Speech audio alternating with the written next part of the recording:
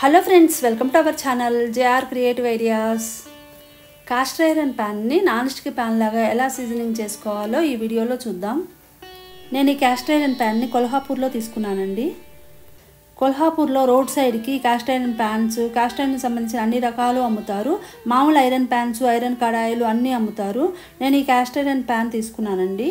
దీన్ని ఎలా సీజనింగ్ చేశానో మీకు చూపిస్తున్నాను ఇప్పుడు.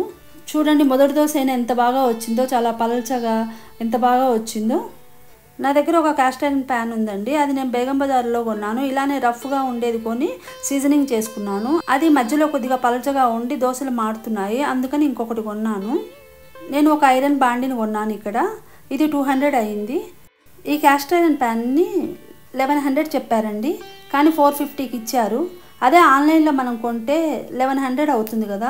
ఇక్కడ 450 అంటే చాలా తక్కువకి వచ్చినట్టు. మనం ఏదైనా వస్తువు కొనాలి అనుకున్నప్పుడు ఇలా రోడ్ సైడ్ కనిపించింది అనుకోండి, ఇలా తీసుకోవడం వల్ల మనకు తక్కువ రేటు పడుతుంది. అలానే వాళ్ళకు కూడా మనం హెల్ప్ చేసిన వాళ్ళం అవుతాము. ఆన్లైన్లో కొన్నా కూడా తప్పకుండా సీజనింగ్ చేసుకోవాలండి. అలానే ఇది కూడా సీజనింగ్ చేసుకోవాలి. ఈ ప్యాన్ కొన్నప్పుడు ఒక బ్లాక్ కలర్ ఆయిల్ రాసి ఇచ్చారు. చాలా రఫ్గా ఉందండి. దీనికి ఏమీ సీజనింగ్ చేయలేదు. ఇప్పుడు దీన్ని మనం నాన్ స్టిక్ లాగా మార్చుదాము. ఈ రెండింటిని ఇప్పుడు ఫస్ట్ నేను విమ్ లిక్విడ్ వేసి శుభ్రంగా కడిగేస్తున్నాను.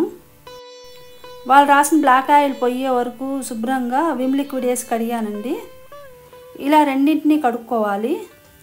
ఇలా శుభ్రంగా కడిగిన తర్వాత మనం స్టవ్ వెలిగించి స్టవ్ మీద పెట్టుకోవాలి.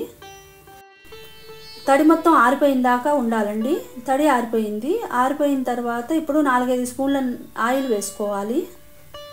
ఒక పెద్ద ఉల్లిపాయను తీసుకోవాలి. ఇలా సన్నగా పొడవుగా ముక్కలు కట్ చేసుకొని ఇప్పుడు ఈ ప్యాన్ మీద వేసుకోవాలి. ఈ ఆయిల్ మీద ఇలా మొత్తాన్ని పరుచుకోవాలి. ఈ ఉల్లిపాయ ముక్కలన్నిటినీ పెనం మీద మొత్తం ఇలా పరుచుకోవాలి.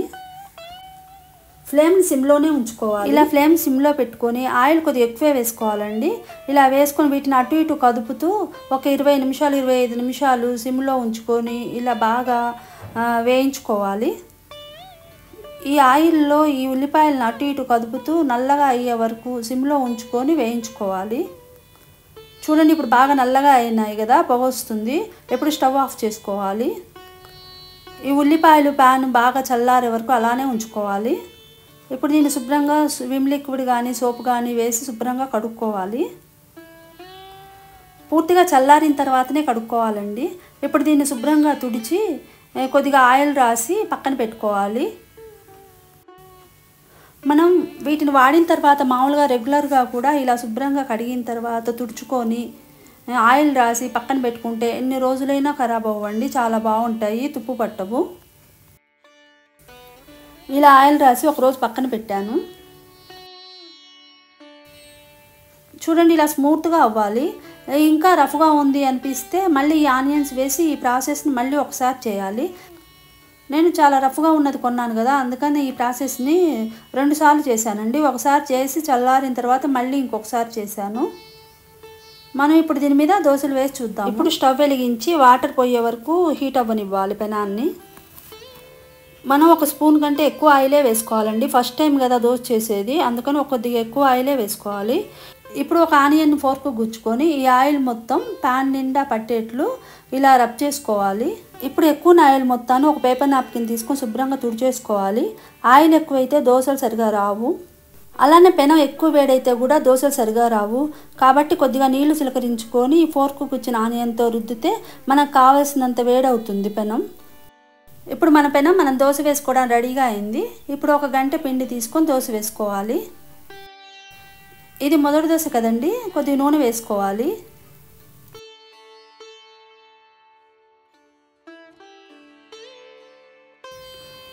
ఫస్ట్ టైం కదండి, కొద్దిగా నూనె పడుతుంది.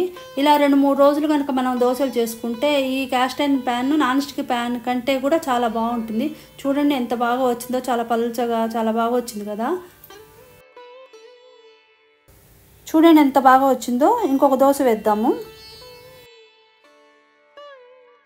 ప్రతి దోశకు పెనం వేడి సరిపోతుందా సరిపోదా చూసుకోవాలి.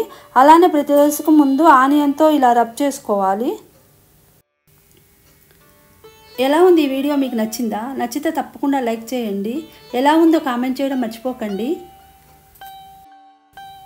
మొదటిసారి నా ఛానల్ చూస్తున్నట్లయితే ప్లీజ్ సబ్స్క్రైబ్ మై ఛానల్. పక్కనున్న బెల్ ఐకాన్ క్లిక్ చేస్తే నేను పెట్టే వీడియోస్ నోటిఫికేషన్స్ వెంటనే వస్తాయి. Thank you for watching the video. మళ్ళీ వేరొక ఇంట్రెస్టింగ్ వీడియోలో మళ్ళీ కలుసుకుందాం. అంతవరకు బాయ్.